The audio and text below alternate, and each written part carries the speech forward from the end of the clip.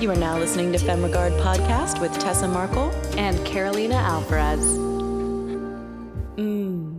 Femme. Welcome back, Femme Fam. Thank you guys always for tuning in.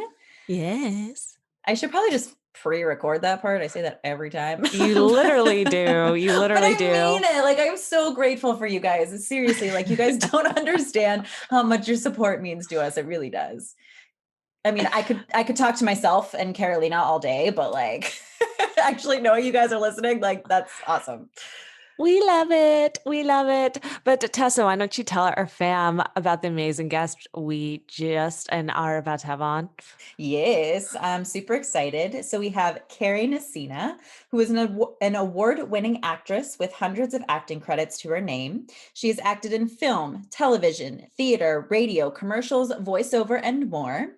She's also a producer and has produced dozens of projects, including films, webisodes, educational videos for actors, and events in the entertainment industry. As a sought-after industry expert, speaker, business coach for actors, and founder of Actor Transformation, which the link for that will be in the show notes, she has coached thousands of actors how to improve their marketing, take control of their careers, and go after their dreams. Yes.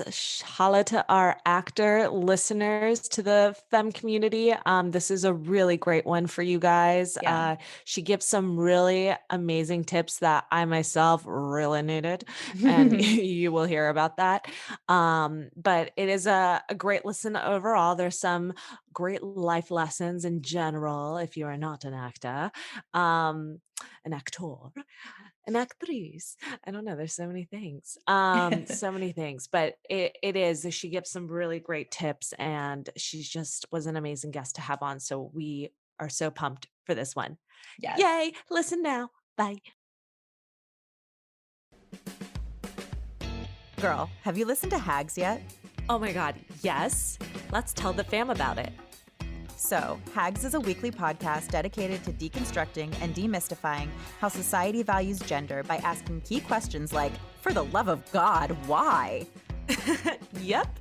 And each episode begins by celebrating a boss-ass bitch from throughout history before tackling our ever-changing understanding of modern intersectional feminism through history, pop culture, current events, personal anecdotes, and embarrassing childhood stories.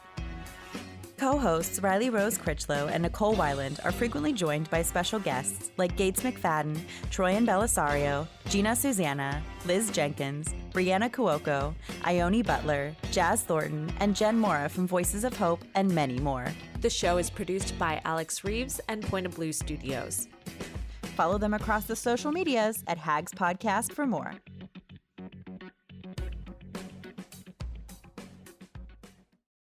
So welcome our next guest. We have Kari Nissena here with us today. Welcome, Kari. Thank you so much for coming on today. Thank you for having me. Absolutely. So Kari has a lot of things under her belt, you guys. She's an actor, producer, but what I'm most curious about today to talk about is your coaching, your actor coaching, Yes. which I'm assuming is how you knew Judy Jean Kwan, who was on our last season. Yes. Judy is a client of mine, and she's pretty amazing, the things that she's accomplished with her series. Yeah. And so I had her come on your show because she has this wonderful series that is very empowering to women and diversity and everything. And I thought it was such a perfect match. And then I fell in love with you guys. Like, oh, I love this podcast. Yay! So, and here we are. Awesome. Well, first of all, thank you for bringing us Judy. We had a lot of fun chatting with her, and we love watching her series. Yeah, no, huge fan. And it's awesome, to get guests like you, like connecting with us. And now we're, we were just talking about it on our last episode that it's a fun community we have here. So thank you again for reaching out. It's, listeners, someone's project, we want to hear about it. So yeah, thank you for taking that time. And we're just excited now to meet you. So tell us a little bit about your journey, your background. Well, I am a lifetime actor, been doing it forever. And that kind of evolved into a lot about what you talk about is about, I'd say 20 years ago, I started to realize, like, well, why not just create your own work? So I had one of the big shifts in my acting career was when I started producing. And I had a group of friends, which I think people might find this kind of interesting, because we sometimes think we have to be perfect before we start something, or we have to have all of our ducks in a row before we begin. And one of the great gifts in this career is if you just go for it anyway, before being perfect, before even knowing what you're doing. Sometimes that's the way to make stuff happen in this life and in this career. And so a group of friends and I decided that we were each going to produce a short film every month. Wow. And as a group. So each person, we were going to do 12 short films in 12 months. Whether they were good or not, whether they were winning awards or not, didn't really matter. It was about just getting stuff done. Talk about a New Year goal.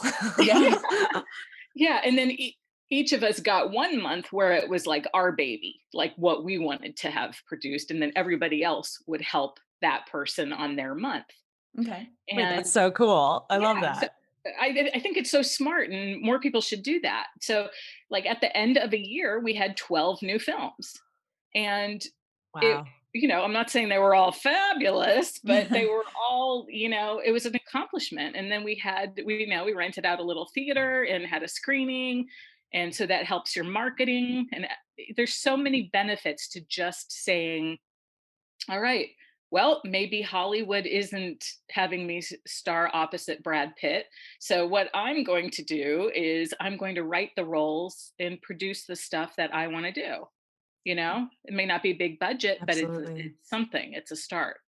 And so that's kind of how I really got into the producing world.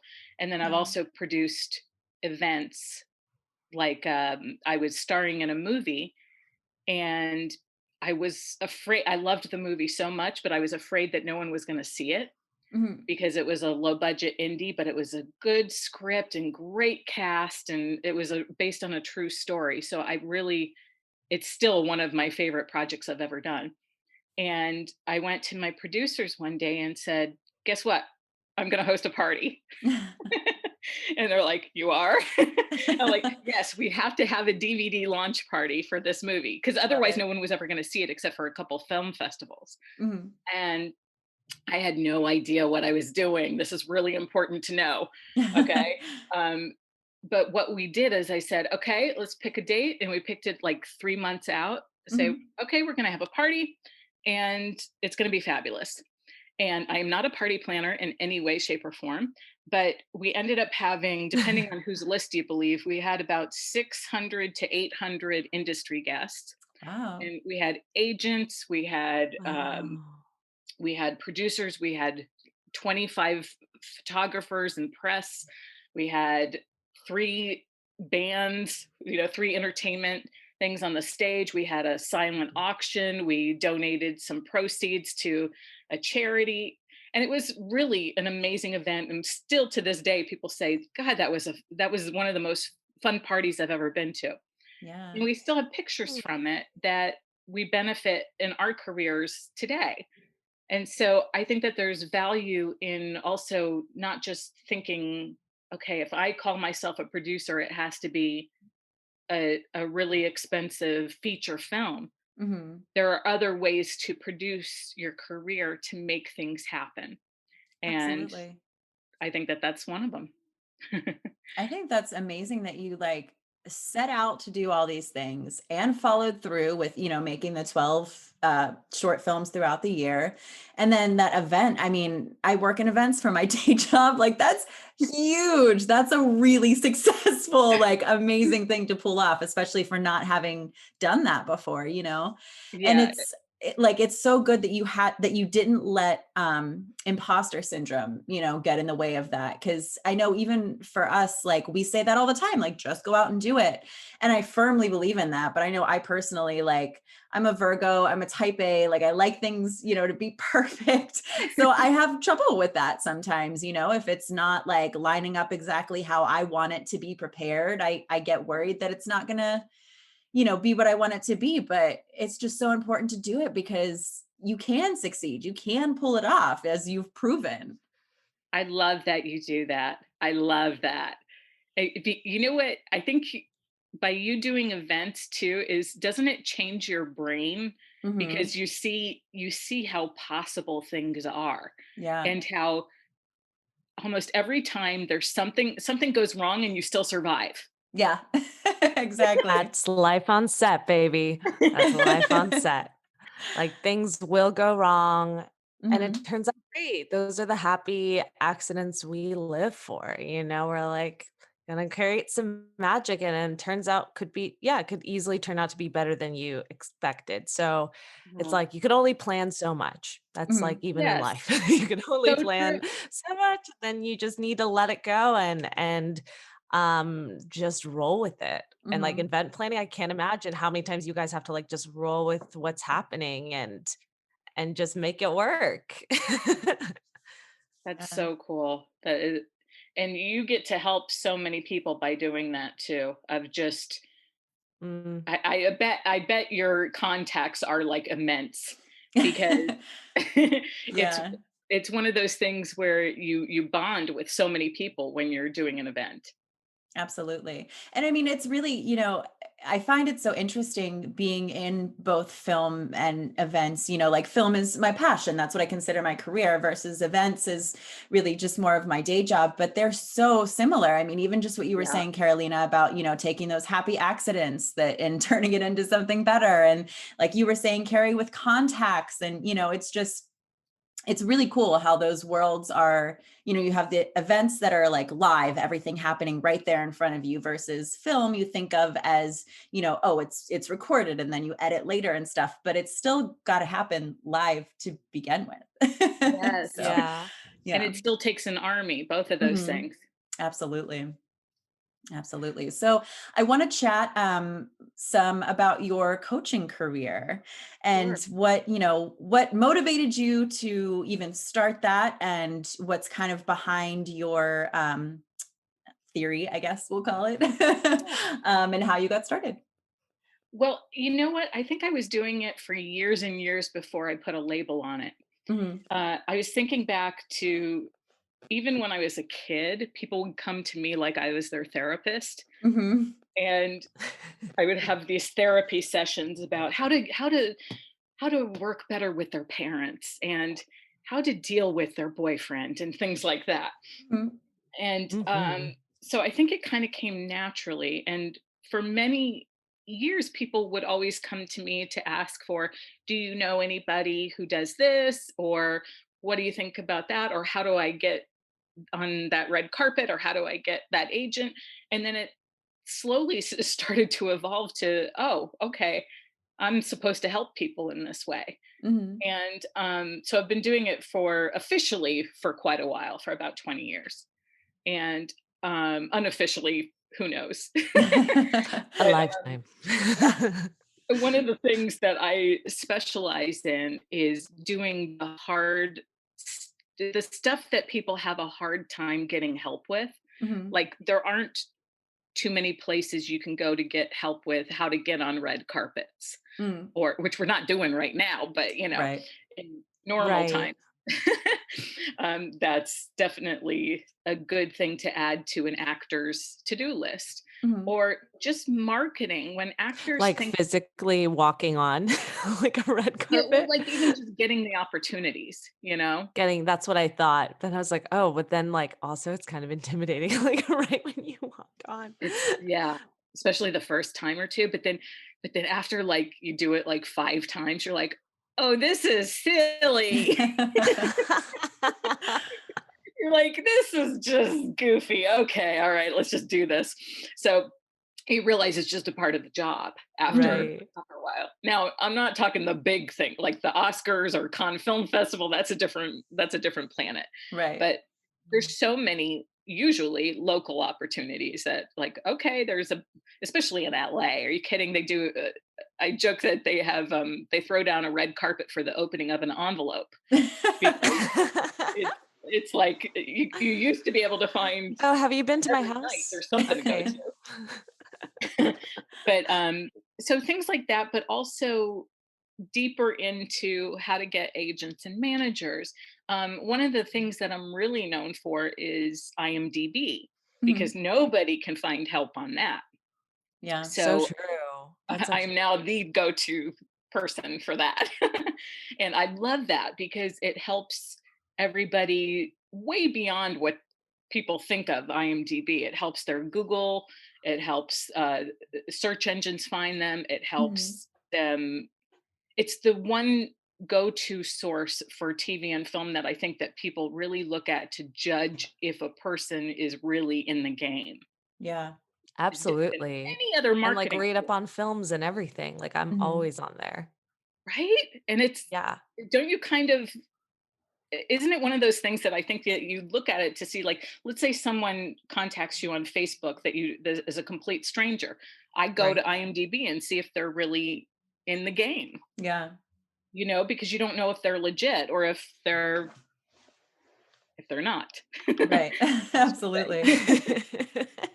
So I think that that is one of the most valuable marketing tools out there, and that is definitely one of the things that I help people with, and one of my favorite things to coach on. Yeah. It's so funny too, because I personally relate to your story so much. I'm also that person that like everybody goes to as their therapist. So I get that, being the person that people come to all the time, but you know, you're making a career out of it. You've Well, you've it's mastered it now, interesting. and yeah. You might though have a special part of your brain that helps decode. Yeah. Maybe that's what it is. You know, I mean, just I think that we all have our strengths, and Mhm. sometimes it's okay. I mean, it's not necessarily okay for you if you're dealing with unemployment all the time, um, but it's okay to reach out for help when we're not good at something. Like, Mhm. I think actors should delegate more Mhm. and ask for help more, because no actor is an island. We just can't do this on our own, Yeah. all by ourselves. At hmm the end of the day, we are the ones that make it happen no matter what. But we have all these different pieces of the puzzle to a career that we really do need to.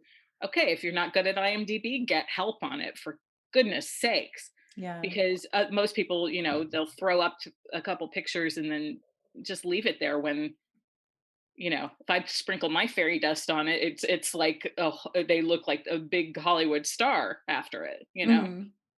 So Yeah, you might be getting a call from me, Carrie. You just described what my current IMDb looks like. I think there's Tessa's gone actually a lot of in buried because Tessa's treasures also an IMDb god, and I'm pretty sure she's like zhuzhed it up a little bit for me.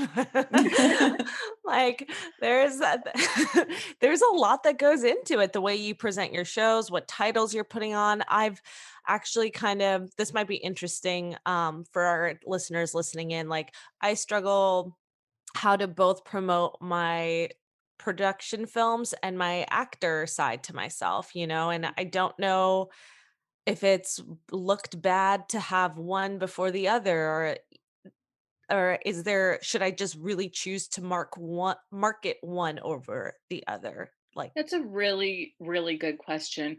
I feel like if you could only do one, which of course we know we can do it all, darling, you know, darling. but let's just say I have a magic wand and say, okay, you can either be the biggest actor or the biggest producer in the world.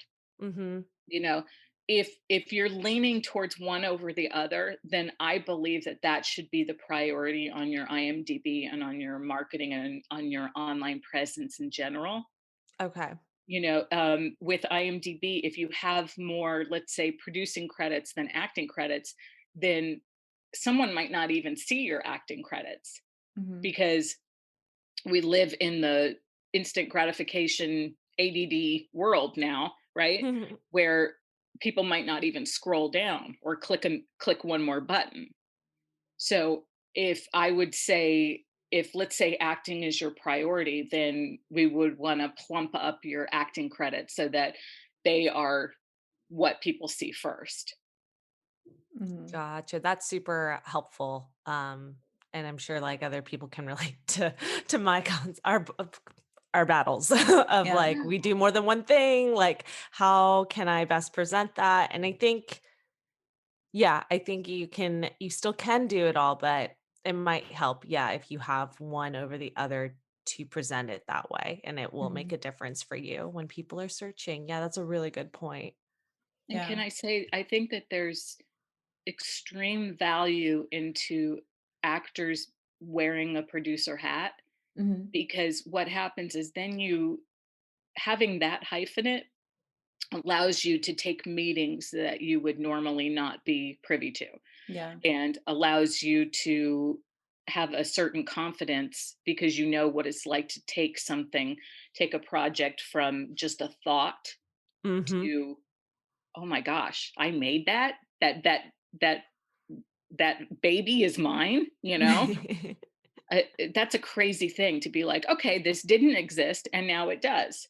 Yeah. um Mhm. that's when you do produce, I think you do become a better actor, and then you have a better overall understanding of all the work that goes into it behind the scenes, because when we're just like hired out, especially if you're not the star, if you show up on a network TV show as as a guest star or co-star, you are basically in someone else's house for the day Mhm.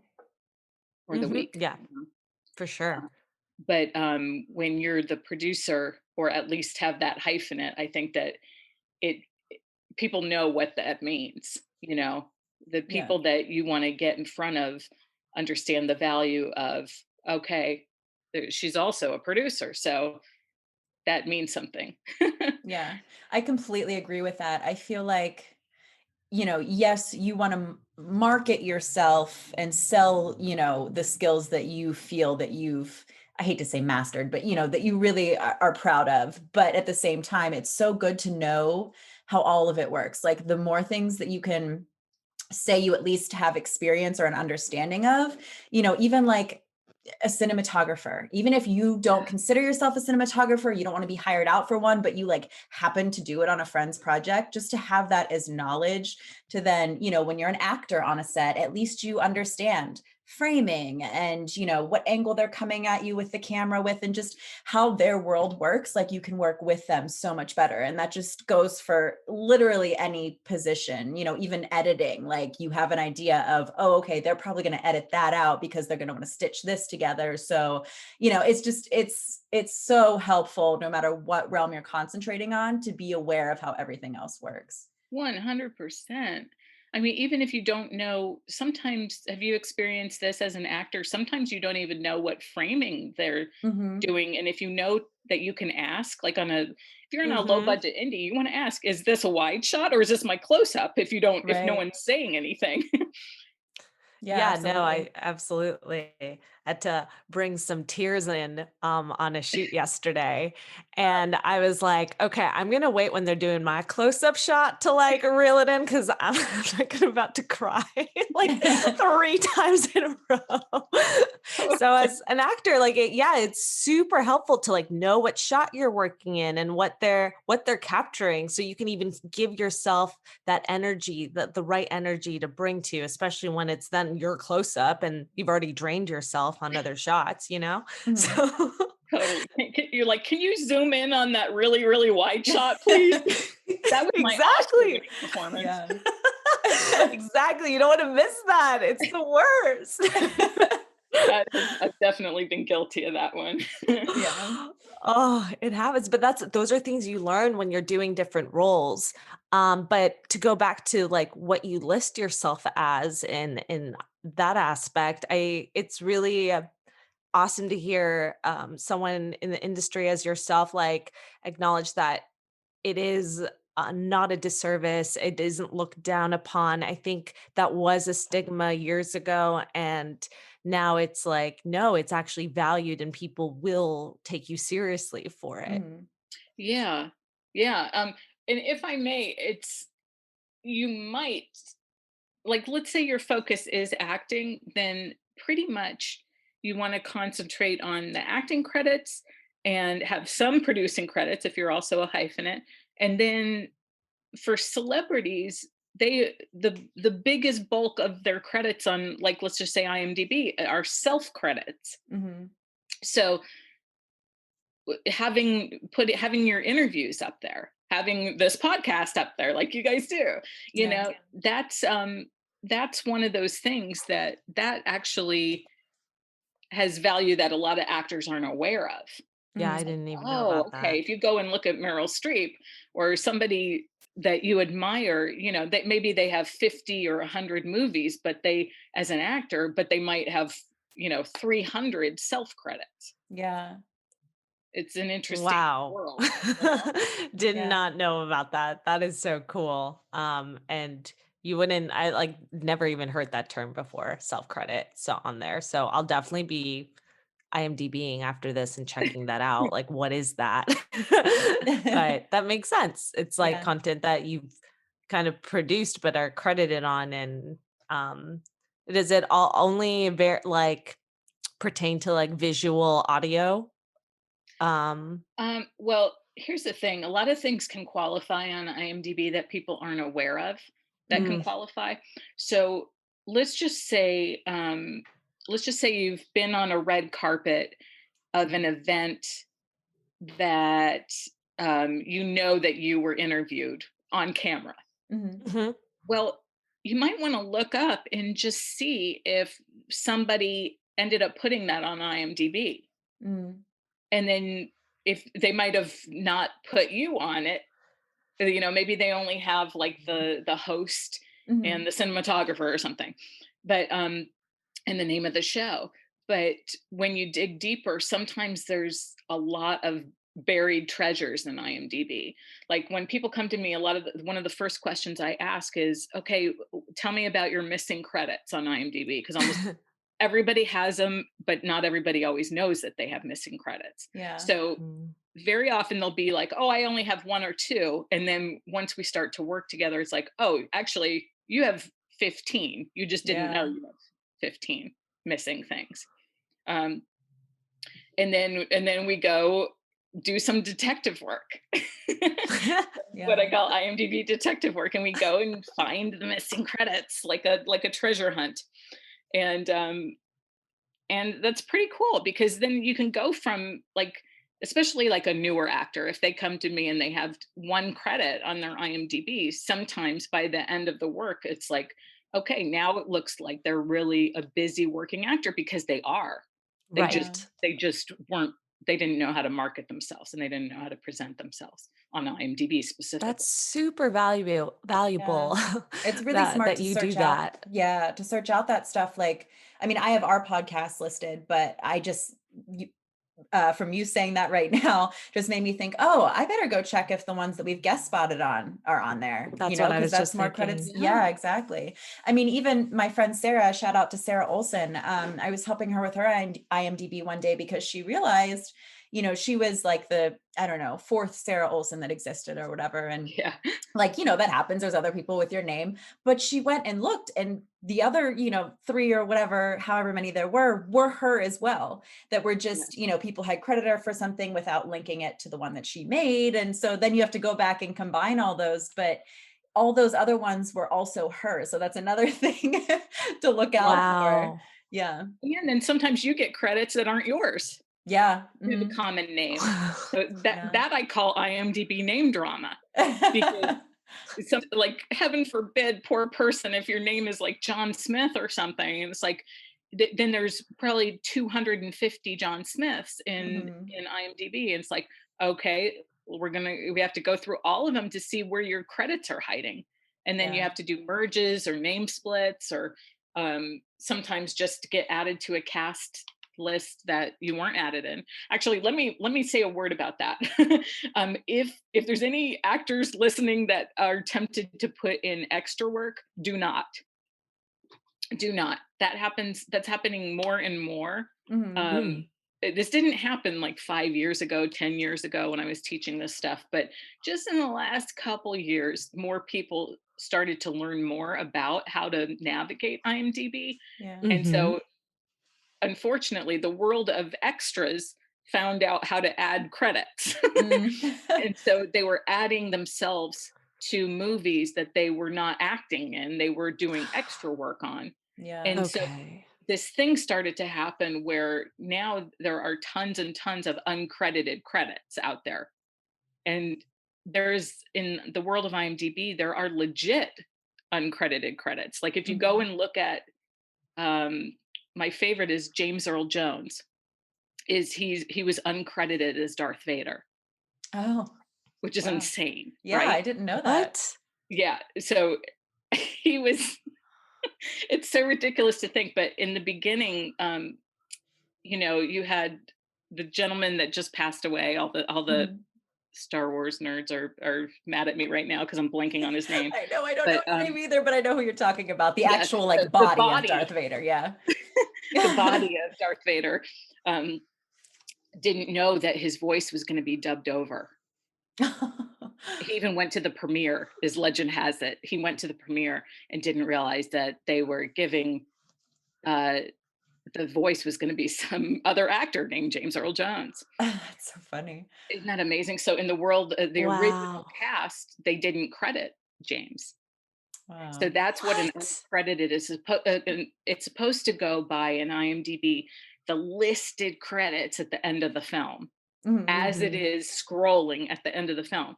But then when extras put themselves on, it has to be listed as an uncredited. So now uncrediteds are considered to be extra work, even though that wasn't the intention. Interesting. I mean, I'm sure it Interesting. gets sticky too when it's, somebody says, oh, well, we're not paying for this project, but we'll give you an IMDb credit. And it's like, you're still maybe at most, a featured extra or like an under five, but, they give you a name just to give you that credit. But then do they add that in the credits of their film? And, I'm sure that kind of gets all really confusing too. Yeah, that's a really good point. They should put you in the credits at the end of the film Hmm. if that's what they're guaranteeing you. Hmm. So even if you are lady in hat, Yeah. you know, then if it's at the end of the film, you are Jane Doe played lady in hat, Hmm. Mhm. then that should be a credit, a legit credit. Yeah. But if So it doesn't show up, then it's an uncredited. yeah. So make sure actors, when Okay. you're doing these projects for, copy credit only, make sure you're actually getting the full credit you're supposed to be getting, which, is tough because it's like, well, if the movie's finished and out there and you were just a small part, are they really going to listen to you to re-edit, the credits? But that's how it should be done, at least if they're Yeah. professionals. So yeah. And let me give you another tip. If you do have a name that's common, Hmm. um, I something I've do, done. I think. Hmm. Yeah. Carolina Alvarez. A lot of You're like us. number 8 or something, girl. Yeah. Well, Carolina, you might like this. If you make a little one sheet that says that you can hand over when you go into production, that you can have a picture of your face, you have your exact spelling of your name and of your SAG name, and then say that you're number 8 or whatever your Mm. Roman numeral is. Mm. Um, that can make a big difference in people not giving your credits to someone else, or what they more commonly do is they just start a brand new Carolina Right. Which if is they like, don't know who to give it to. that is so helpful, actually. That's such a great tip because I Mhm. know I'm not the only one who, I mean, your friend Sarah, Tessa, like, Mhm. I'm not the only one in that position. And that, if I even just mentioned that right from the start, could even just be in an email, like with my information, whatever, the producer director needs, Yeah. that'll make such a, yeah, that'll save everyone a headache for sure. And such a simple solution, really. Yeah, yeah, that's what I love about it. It's really not that hard to just make note of that. And that way, yeah, down the road you don't have to worry about it. They don't have to worry about it. They have the one sheet or the email that will just be there for reference. I Yeah. didn't even think of that. So yeah, that is super helpful tip. Yeah.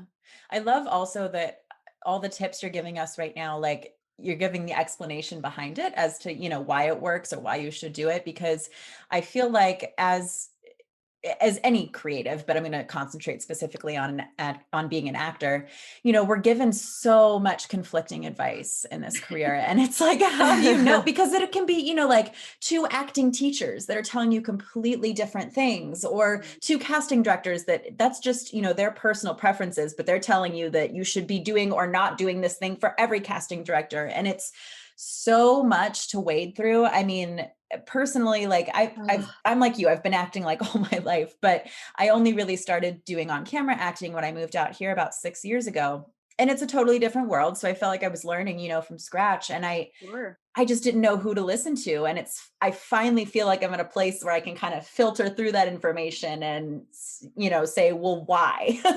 And I'm not afraid to ask people, why does that or doesn't that work? And that allows me to then realize, they're kind of full of bullshit, or like, oh, that totally makes sense. I'm going to do that, So I think that's really important for, you as a coach to be able to back up, I guess, the advice that you're giving to actors.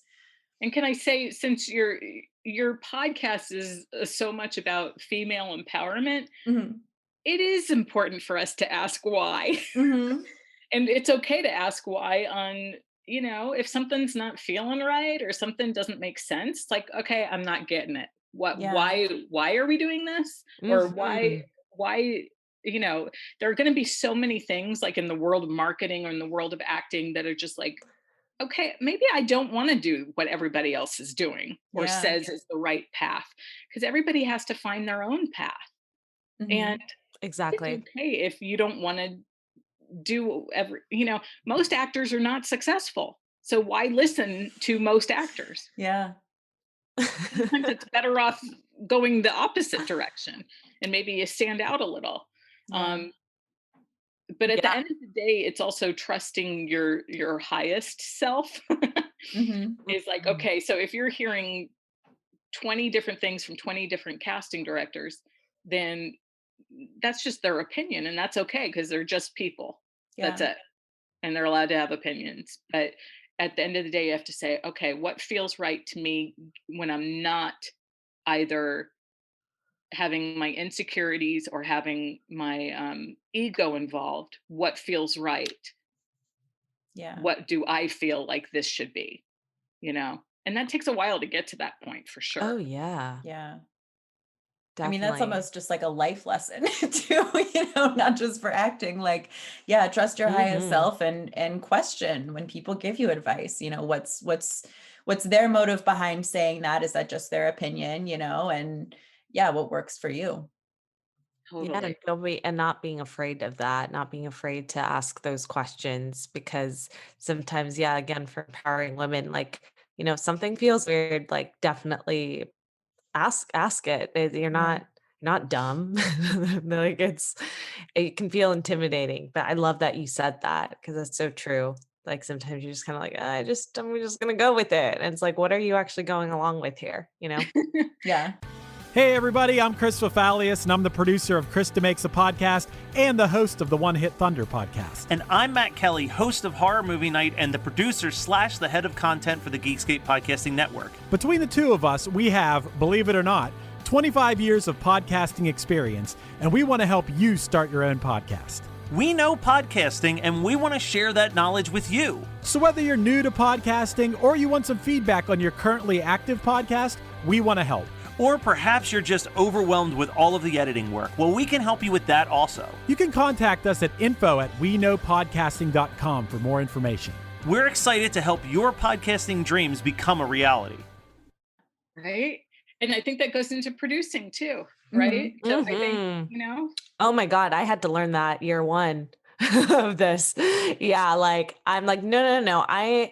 If I don't know the answer to it, like I can't continue, and I won't continue. Like we need to know what's going on. And I learned that it was really tough, because it's like, I don't want to sound annoying. I don't want to sound like unprofessional, but I'm like, no, I need to be taken seriously, and if I'm going to be looked at as a bad guide or producer, if I don't know that I don't have all the answers, and so definitely it's something I think you'll only build confidence as you keep doing it too. Like any new producers out there, struggle with that. Like, okay, like I'm working with this bigger established person or director or company. And it's like, yeah, but they can't think, they don't have your mindset either. They don't know what you're thinking of or how exactly you need the shot. So it's definitely important that you have all your ducks in a row,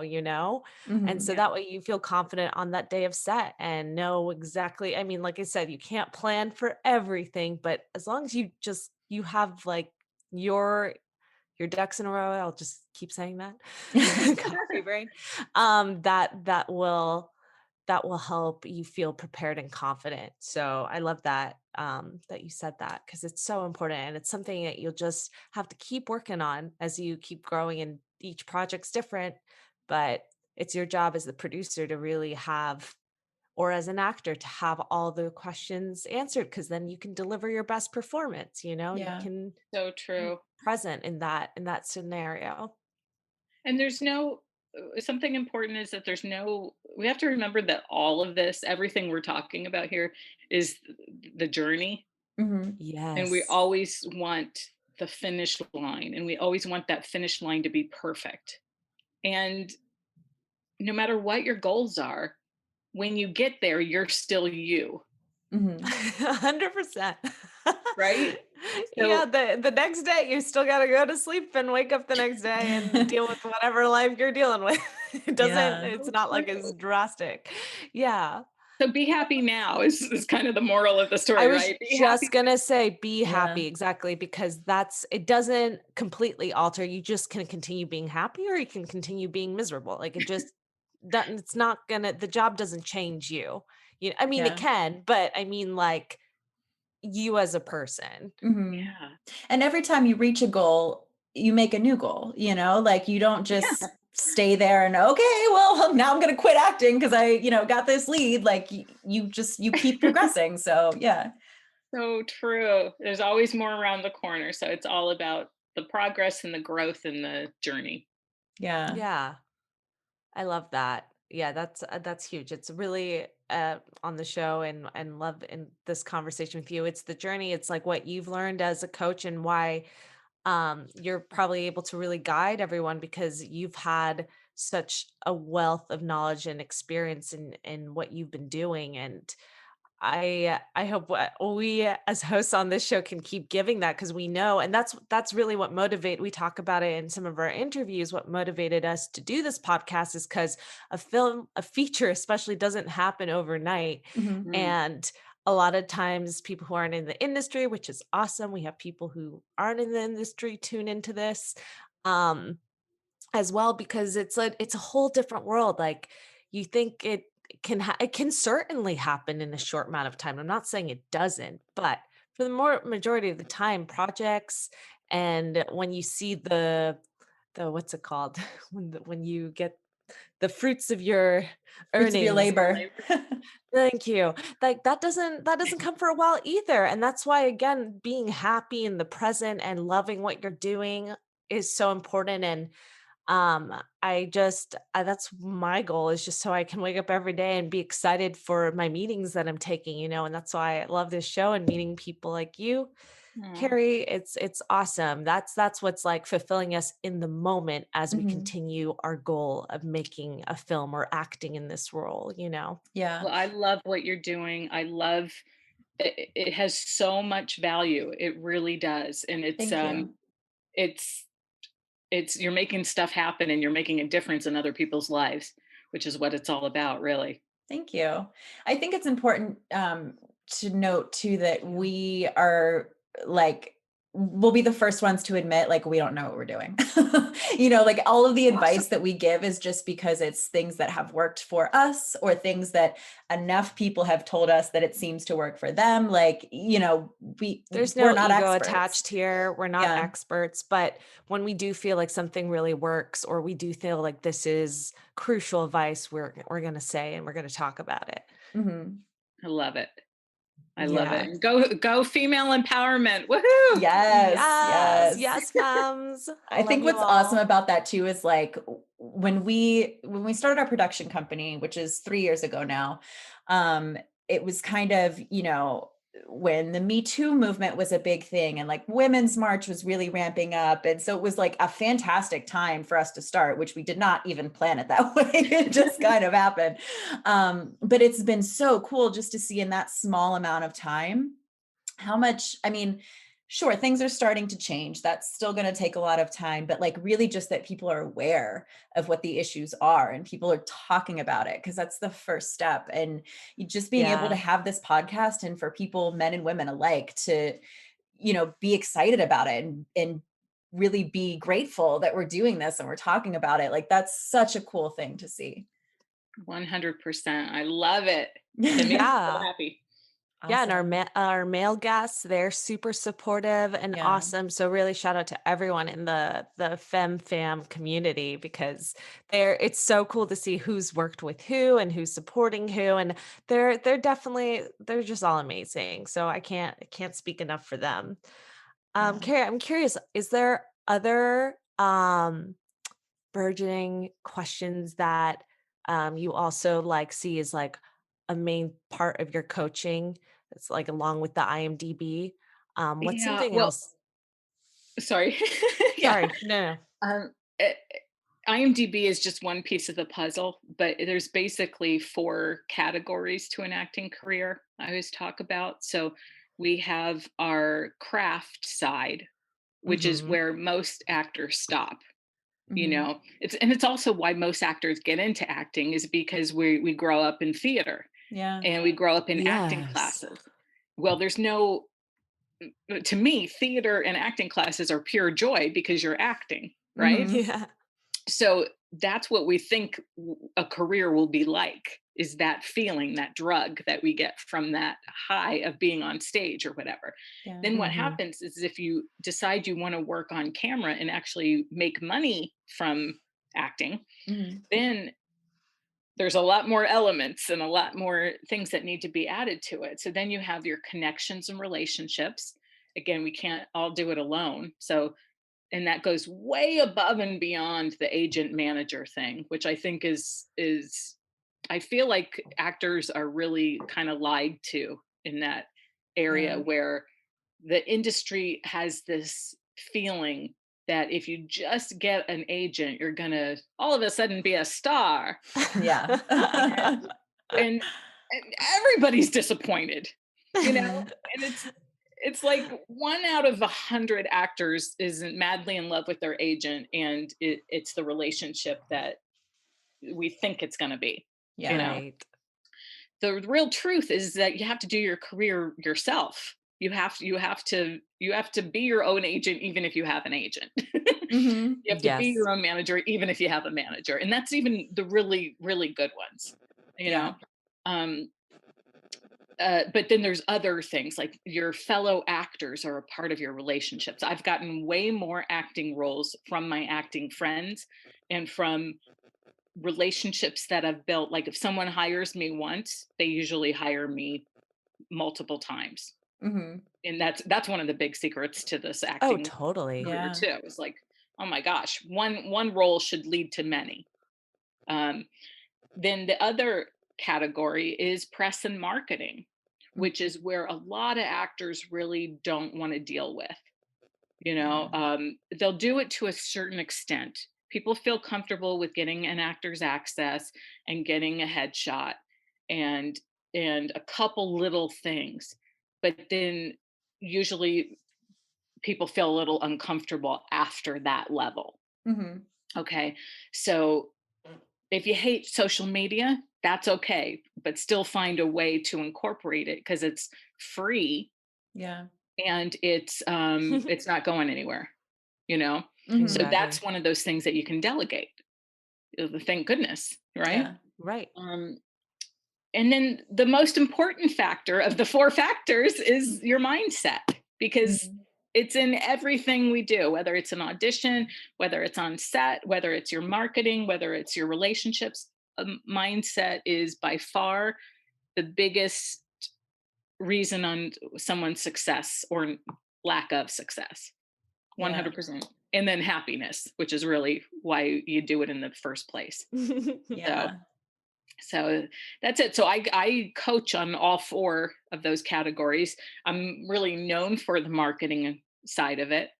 Because I love the tangible things. I love things that we can check off a list. Yeah. Oh, yes. Right. You can really Yes. check off mindset off a list because it's more abstract. But we can say, okay, we've knocked out your YouTube channel. We've worked on your IMDb. We've gotten you a new agent. We've gotten you some press. Those kinds of things are very tangible and exciting to get, and you can feel the growth of your career. So that's one of the things that I really, really like to help people with. Yeah. And that's it. That's pretty much, there's so much out there. I mean, under each of those Sure. categories. No, those are like, I was just going to say, no, it should stop there because those are like the key things. Like that's absolutely, that sounds where, because within those things, yeah, there's so much more into that. And that's why like your services are needed, because it's like, man, there's so much to unload in each one. And I could totally see that being so useful to an actor. So Yeah. that's awesome. Yeah. And I think too, like things that you've mentioned, like red carpet, for instance, we always think of that as stuff that's you don't need to worry about until you get like at least somewhat famous, like farther along in your Right. career. But it sounds to me like all of the things that you really concentrate on, like you would be great to work with when you're first starting out, when you're like, just about ready for your first agent and really like making sure your few credits on IMDb are like looking as good as they can and all that kind of stuff. Do you find that people come to you earlier on in their career? Would you recommend working with you early on in your career? And Yeah. I have clients of all levels, from beginner to people you would recognize on television, Mhm. and then everything in between. I think what I'm best at is, and what I look for in a client, is someone who's really proactive, has a good mindset, that is willing to not only be able to work, Mhm. who does the work, like isn't lazy, Yeah. but, For sure.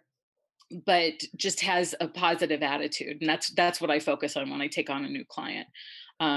So their level, though, when they're really big, Mhm. then it becomes, what's interesting is the people who are really successful that come to me, they usually haven't had to deal with social media and stuff. Yeah. They've got their people. Right, because they come from the day when an agent could help you with your career more. Yeah. And, Yeah. and it was, you just show up to auditions and you book it or whatever. Yeah. But there's so many more intricacies now that, it's funny, the higher they are, sometimes the more help they need with the technical stuff. Yeah. Um, Now, if it's a beginning actor, I just ask that they at least have their basics, like they have their headshot and a Mhm. beginner resume, and aren't completely terrified of the internet, of like having their face on Facebook or whatever, Yeah. because you have to start somewhere, you know. For sure. Um, but yeah, all levels are okay as long as the mindset is right and people are willing to work. Then I'm willing to work with them. Makes sense. And is how is working with you as far as like, do people kind of hire you on as like they become your client, or is it more of like almost a class kind of setting that it's like, oh, we've checked everything off the list, okay, now we're done or whatever? How does that work exactly? Yeah, well, I will say that's a great question, because I don't think we're ever really done. Mhm. Just because I'm the queen of, if you feel like you've done it all, or if you feel like you don't know what to do next, or if you feel like um, you just don't know the next step, I always can give you homework. Mhm. Mm-hmm. No matter what. Like, I always have a million ideas about, okay, great, we tackled these 50,000 things. Now here's 10,000 more, Yeah. Amazing. because there's so many goodies out there to do. Um, but yeah, most of the time, if someone's working with me privately, I talk to them first on the phone and just see if it's a match. And I'll be really honest. I've turned people away if I don't think it's the right time, or that we're a good match. Mhm. Um, Mm-hmm. if it does seem like a match, then we work together privately, and I have a mix of phone coaching, and also done for you. So there are times where you don't have to learn certain things. Like, let's just, because we're talking a little bit about IMDb, let's just say with IMDb, there are many things you need to learn. And then there are many things that are just one time, like let's say the name merges, you know, where you don't necessarily have to learn how to do some things because I can just get it done for you and then it's done forever, you know? Right. And then there are other things that you do need to learn how to do. And so I go step by step and teach them how to fish, you know? Yeah. Because they're going to need it for the rest of their career. So it's a little bit of a mix, but there are times where people just hand over the keys to the car and say, okay, I need lots of help with my online presence. And they hire me to just go ahead and work my magic, whether that's on their IMDb or I don't do website management, but like, let's say basic social media, like I help them with their bios and their headers and their, you know, it's astounding to me how often people can't be found even on their social media. Like there's no links to anything. So having a coach and an outside eye can really help with how are you appearing? What is the first impression that casting directors are getting when they look at your stuff? Yeah. That's kind of my jam of like, okay, we gotta, you know, plump this up, or we gotta make this look great, and we gotta make this look professional, and sometimes get rid of some things that are not looking professional.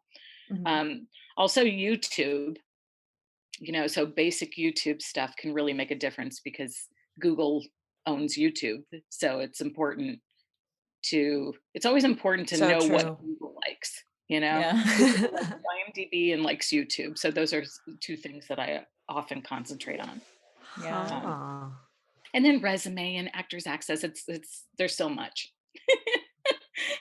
Sure. I don't know if I answered the question. Did I answer? Oh yeah, you totally did. It's like, I was gonna say, it just sounds like you can you're very personalized to the client, like whatever stage they're at and like what their needs are. You can either take the reins, which like if they're doing a million things too, I can imagine like, it's like nice if someone can just like go in and take care of it for you. Yeah. Or if you really want to be more hands-on, then you'll do it with them. Like it just depends on what the task is and what the goal is. And that is incredibly amazing. Like I think as a client, that should be so appealing that it's really personal to you and what you need at that time. 100%. And that's what I wish I had. So I am the coach that I wish I had 20, 30 years ago, you know? Yeah. Absolutely. That's what makes you a great coach. It's like you give the people what they need and want. And like, if you think, you know, oh, I wish I had this platform. Like, that's what I'm like, whenever Tessa and I even going through our guests that we have on the show, we're like, who is it that we really don't know much about or want to know more of? And like the kinds of things, because again, we're still learning. It's like, that's when I feel like you do your best work or you find, you know, the best place to go to. It's like, what is that void, right? Yeah, because you get different opinions and you learn different things that sometimes we don't know what we don't know. Yes. Tessa's favorite saying. I do. I say that all the time. It's so true though. Like you find out so much more about how things work when you just like release that, like just let yourself find out what you don't know. Yeah. And if I may also say, so if sometimes when private coaching isn't right, I do also have a YouTube channel with free videos, and I have an actor email list, and I have some classes and programs I do sometimes. So people shouldn't be afraid if they feel like, oh, I'm not ready for a private coach.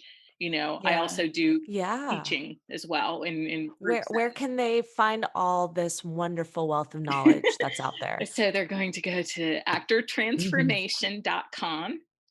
And then there's a tab on there, a links tab with all the links to all my social media and to the YouTube channel, which I'm really building that up this year because I love how it can help so many people that you don't even know.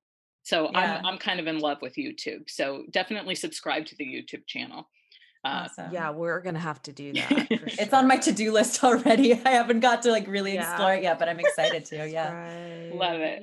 Oh yeah. And then get on our list for whatever is the next thing that we do. You know, I always try to listen to the acting community of what's out there and what's needed. So a year from now or 5 years from now, we'll have different things according to what changes in the industry.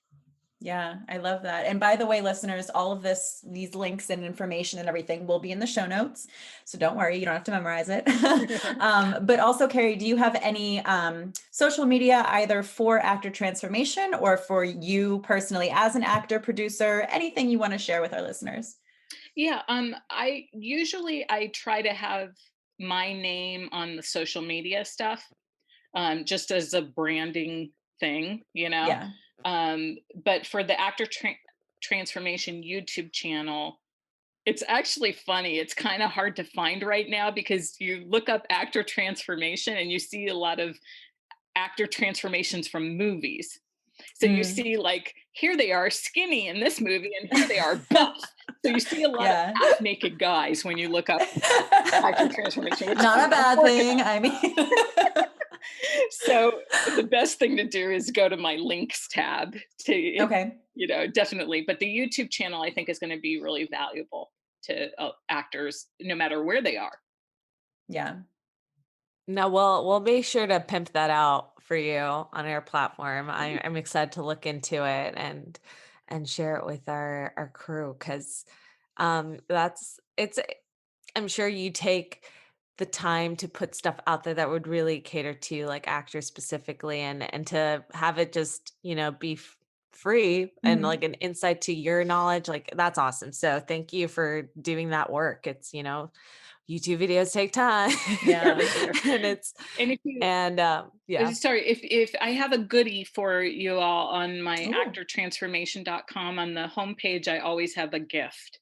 So so there are 3 ways to improve your IMDb right now. Amazing. If I ever replace that. Oh my God. Yes. Okay. On that, because, you know, girl needs it. This girl needs it. Oh my God. That's amazing, Kari. Well, thank you so much for taking the time to come on today and reaching out initially, bringing us an amazing podcast guest of a client of yours. So if you know of anyone else, we're always here for it to welcome, support the Femme community. And yeah, just thank you so much. This was such a great time to talk into all of these different actor tips. And, you know, it's just fun to get back into that world too, to talk about. So thank you. Yeah, thank you. Thank you to both of you for everything you're doing. Thank you for having me as a guest. And thank you for helping the female filmmaker community and making stuff happen. We only live one life. So. Yeah, girl. Yeah. That's what we're here for. Thank you. It's been my pleasure being a guest on your show. Thanks for having me. Thanks for listening to Femme Regard Podcast. If you like what you hear, tune in every Friday for more tips on the filmmaking business and insightful conversations with industry professionals. We can only grow with your support, so please subscribe, share, rate, and review. You can also join the Femme Fam on Patreon. For more on us, check us out at femmeregard.com.